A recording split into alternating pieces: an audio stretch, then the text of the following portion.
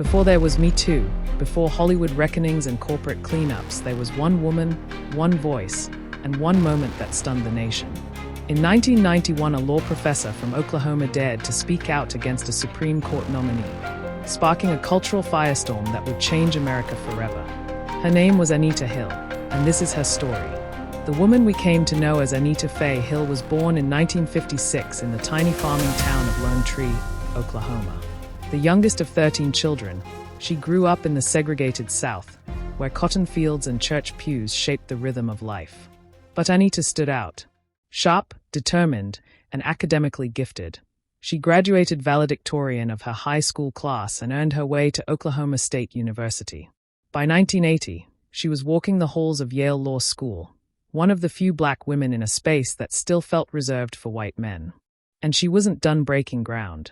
Fresh out of Yale, Anita Hill stepped into the world of corporate law, joining a prestigious Washington, D.C. firm.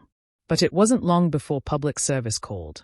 In 1981, she took a government position at the U.S. Department of Education, where she began working under a rising star in conservative legal circles, Clarence Thomas.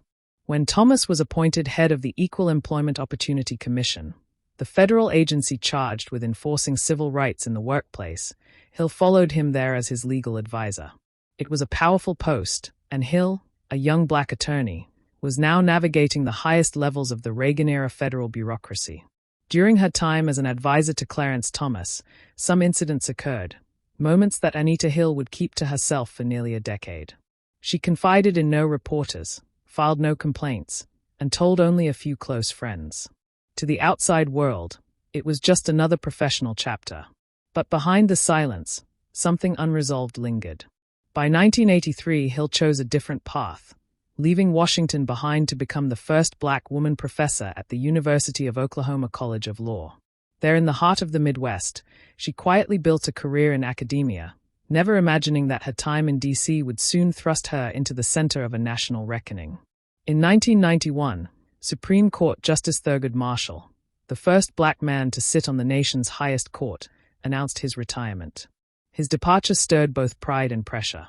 There was a deep desire across the political spectrum, especially in black communities, to see another African-American jurist rise to the bench, someone equally brilliant, someone who could carry the torch. President George Bush nominated Clarence Thomas, a 43-year-old conservative judge and former EEOC chairman, as Marshall's successor. Clarence Thomas had drawn sharp criticism from feminist groups.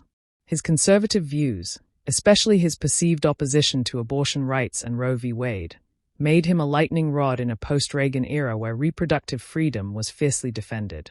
For many women's rights advocates, Thomas wasn't just another nominee. He was a potential threat to decades of hard-won progress. As the nomination moved forward, a confidential FBI report leaked. Anita Hill had been interviewed. She had alleged that during her time working under Thomas, she endured repeated instances of inappropriate behavior. The Senate called her to testify. What followed would grip the nation. Hill detailed incidents involving sexually charged comments, unsolicited conversations, and a power dynamic she could no longer ignore. Her testimony was methodical, poised, and deeply uncomfortable for a country not yet ready to confront workplace harassment at the highest levels. Skepticism came swiftly, from an all-male judiciary committee that questioned her memory, her motives, and even her sanity. Why wait 10 years? Why now? Some believed Hill was part of a political ploy to derail Thomas's confirmation.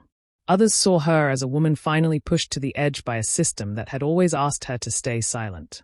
Despite the explosive testimony and national scrutiny, the Senate confirmed Clarence Thomas to the Supreme Court by a razor-thin margin, 52-48. But the story didn't end there. In fact, for many Americans, it was just beginning. Who was telling the truth? Was this a misunderstanding between two professionals, or a confrontation with a deeper, systemic issue? What were the motives, if any, for silence, for disclosure, or for denial?